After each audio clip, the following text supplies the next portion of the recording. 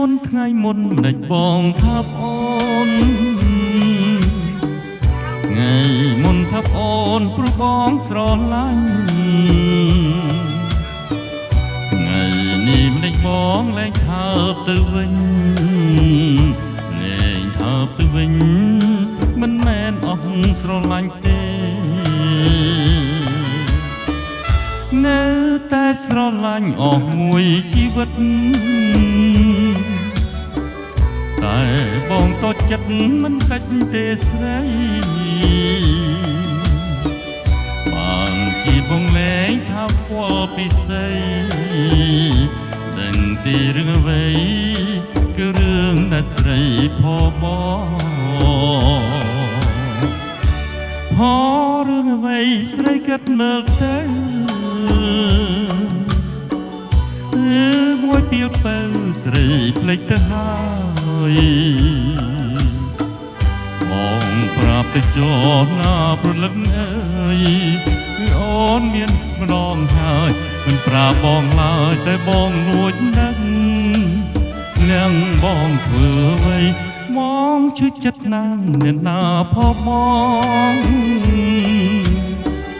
តែប៉ានួនអងបងអត់ទោះអើយត្រូវអូនប្រយ័ត្នថ្ងៃមុខថ្ងៃក្រោយបងមិនបណ្ដោយឲ្យអូនផលតាមចិត្តទេ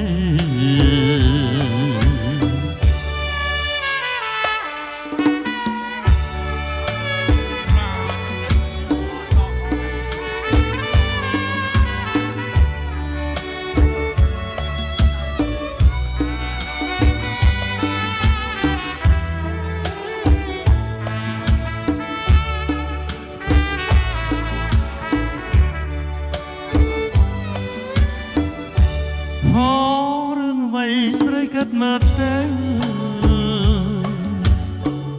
រឿងមួយពេលស្រីភ្លេចទៅហើយ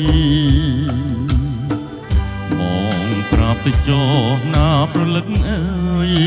គឺអូនមានគូម្ដងហើយមិនប្រាប់បងឡើយតែបងលួចដឹងលៀងបងធ្វើអ្វីមកឈឺចិត្តណាស់អ្នកណាផបងតែប៉ានួនអងបងអត់ទោះអើយត្រូវអូនប្រយ័ត្នថ្ងៃមុខថ្ងៃក្រោយបងមិនបណ្ដោយឲ្យអូនផតាមចិត្តទេ